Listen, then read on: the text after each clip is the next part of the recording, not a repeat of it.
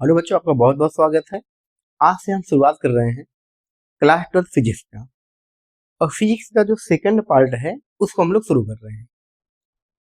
Second part को शुरू करने के पीछे का मकसद ये है कि उस पार्ट को आप लोगों ने 10th में भी पढ़ा हुआ है, तो जो एक बार पढ़ा हुआ है उसको पुनः पढ़ने में सुनने में बहुत मजा आएगा। तो ये बहुत मजेदार टॉपिक्स है। चलिए शुरू करते हैं। तो पहला कि हम किसी वस्तु को देख कैसे पाते हैं, हम किसी वस्तु को कैसे देख पाते हैं, हमें ये रंग बिरंगा संसार दिखाई देता है, यह कैसे दिखाई देता है। तो उसका कारण है कि जब प्रकाश किसी वस्तु पर गिरता है तो वह प्रकाश उस वस्तु से या तो परावर्तित होता है या तो उससे अपवर्तित होता है और वह हमारी आंख तक पहुंचता है, तो वह वस्तु हमको दिखाई देता है। प्रकाश किसी वस्तु पर पड़ा, यह एक वस्तु है, यह एक ऑब्जेक्ट है, यह एक वस्तु है। मान लीजिए कि यह प्रकाश स्रोत है। प्रकाश स्रोत से प्रकाश आके पहले इस पे पड़ेगा, तो जब प्रकाश इस पर आकर पड़ेगा तो यहां से टकराएगा और टकरा के हमारी आंखों तक पहुंच पाएगा।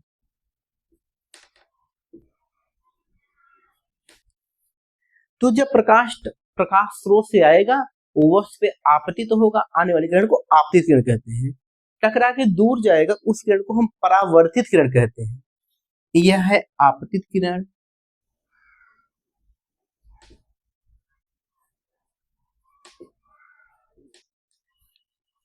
और इसको कहते हैं परावर्तित किरण।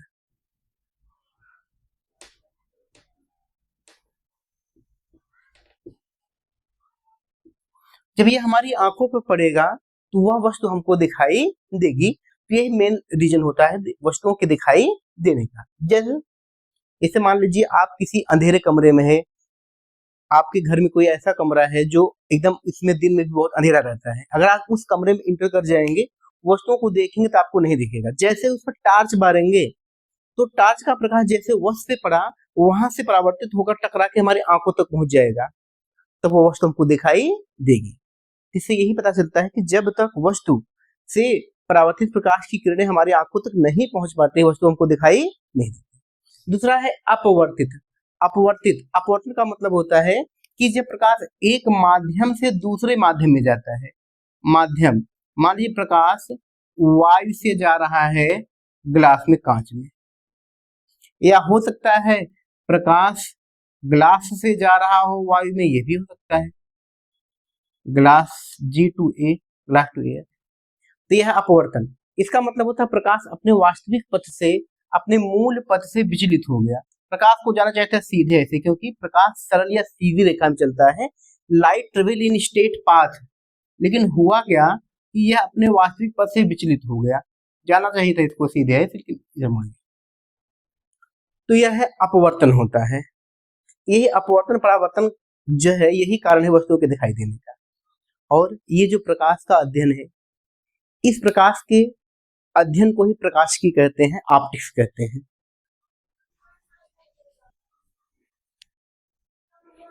ऑप्टिक्स के दो प्रकार होते हैं, एक होता है रे ऑप्टिक्स और एक होता है वेव ऑप्टिक्स। रे ऑप्टिक्स का मतलब होता है किरण प्रकाश की, और वेव ऑप्टिक्स का मतलब होता है तरंग प्रकाश की। तो जैसे रिफ्लेक्शन परावर्तन, रिफ्रैक्शन अपवर्तन, और मिरर एंड लेंस दर्पण और लेंस, ये सब जो भी टॉपिक हम पढ़ेंगे यह रे ऑप्टिक्स के अंतर्गत पढ़ेंगे। और यह जो पार्ट फिजिक्स है उसका जो शुरुआत वाला है, पार्ट फिजिक्स का स्टार्टिंग का है, ये स्टार्टिंग है। पार्ट सेकंड का एकदम स्टार्टिंग है, ये शुरुआत का है। ये उसमें हम यही पढ़ेंगे शुरुआत में, रे ऑप्टिक्स के अंतर्गत ये सब पढ़ेंगे।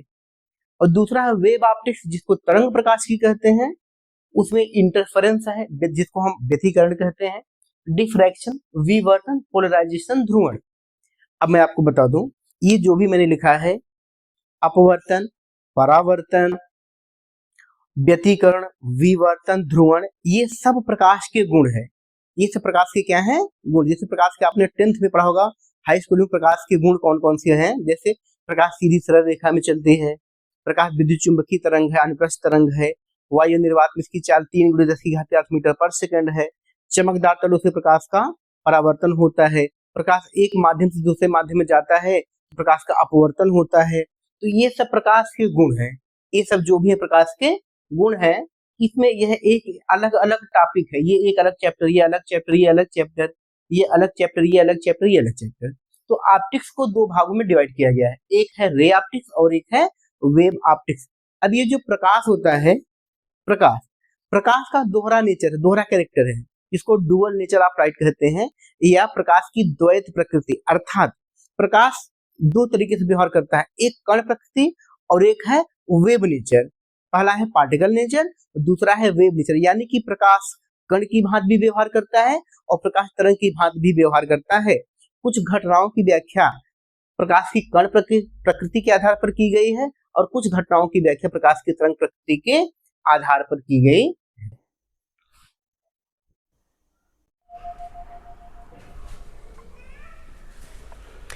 तो प्रकाश की जो प्रकाश का अध्ययन है, स्टडी ऑफ लाइट है। प्रकाश क्या है? प्रकाश एक प्रकार की ऊर्जा होती है जो हमारी आंखों पर दृष्टि संवेदना उत्पन्न करती है। जब किसी वस्तु से परावर्तित प्रकाश की किरण हमारी आंखों पर पड़ती है तो वस्तु हमको दिखाई देती। मतलब जैसे ये बोर्ड हो गया, इस बोर्ड पर प्रकाश आके पड़ रहा है, वह प्रकाश परावर्तित हो रहा है या तो अपवर्तित भी हो सकता है। अगर माध्यम पारदर्शी है तो प्रकाश क्या होगा? अपवर्तित होगा, और माध्यम अपारदर्शी प्रकाश क्या होगा? परावर्तित होगा। तो परावर्तित या अपवर्तित प्रकाश की किरण हमारी आंखों पर जब पड़ती है तो वह वस्तु हमको दिखाई देती है।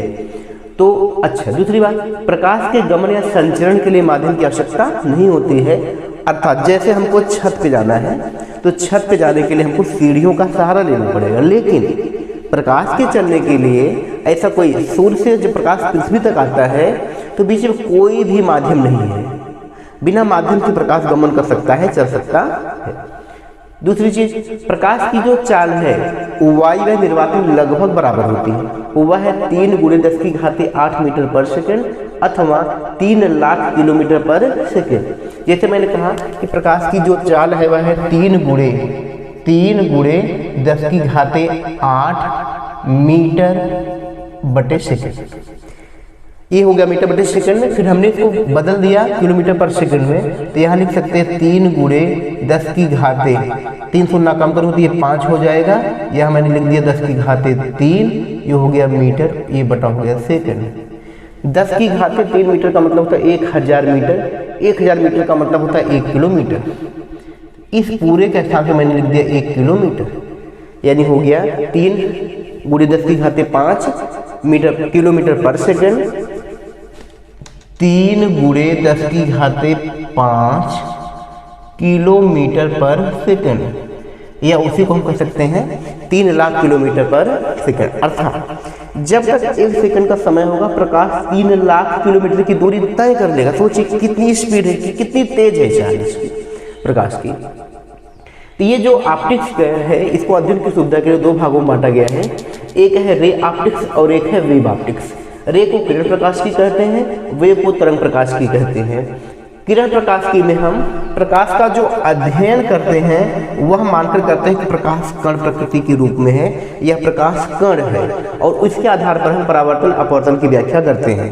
अच्छा, कुछ एक्सपेरिमेंट है, कुछ प्रभाव है जो यह पुष्टि करते हैं कि प्रकाश कण के रूप में है, जैसे फोटो इलेक्ट्रिक इफेक्ट, प्रकाश विद्युत प्रभाव। ऐसे दूसरा काम्पटन इफेक्ट, काम्पटन प्रभाव। यह जो एक्सपेरिमेंट है यह बताते हैं कि जो प्रकाश है वो कण के भाग व्यवहार करता है। एक है मैक्सवेल का क्वांटम सिद्धांत, जिसमें यह बताया गया कि प्रकाश ऊर्जा के छोटे छोटे बंडलों या पैकेटों के रूप में चलता है, जिनको फोटान कहते हैं, और एक फोटान की ऊर्जा होती है h के बराबर। फोटान, एक फोटान की जो ऊर्जा होती है वो होती है h के बराबर।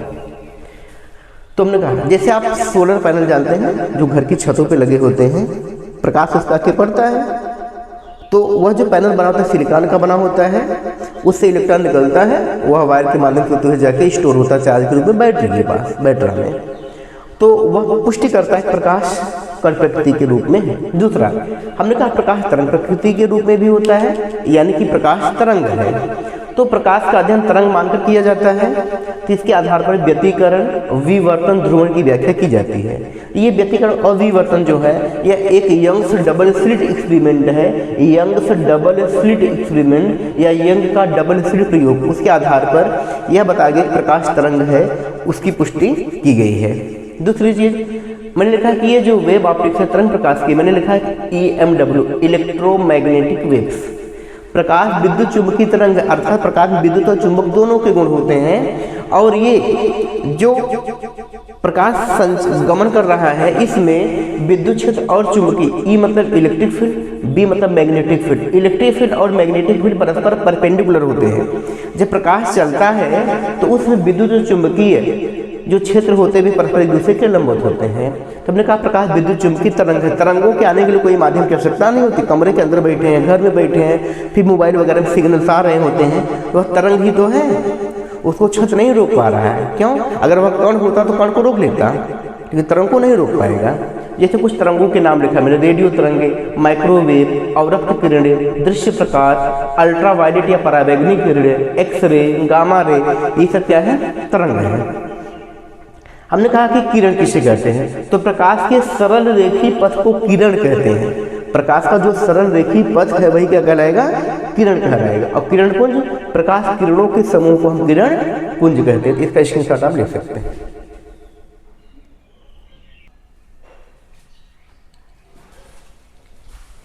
तो शुरुआत का हमारा जो पोर्शन है वह पोर्शन हम शुरू करेंगे रे ऑप्टिक्स को। अब आपने हाई स्कूल में भी पढ़ा होगा, जिसमें है कि प्रकाश का परावर्तन क्या है, प्रकाश का अपवर्तन क्या होता है, दर्पण क्या है, लेंस क्या होता है, दर्पण लेंस से प्रतिबिंब कैसे बनता है, आवर्धन क्षमता क्या होते हैं। उसमें रे डायग्राम खींचना, लाइनें खींचनी होती है, प्रतिबिंब बनाने के लिए लाइनें खींचनी होती हैं बार बार। तो शुरुआत का हमारा जो पोर्शन होगा रे ऑप्टिक्स, हम नेक्स्ट टॉपिक में यही शुरू करेंगे। तब तक आप इसको एक बार अच्छे से पढ़ लीजिएगा, और अगर आपको अच्छा लगे तो हमारे चैनल को आप सब्सक्राइब कीजिएगा, लाइक और कमेंट कीजिएगा।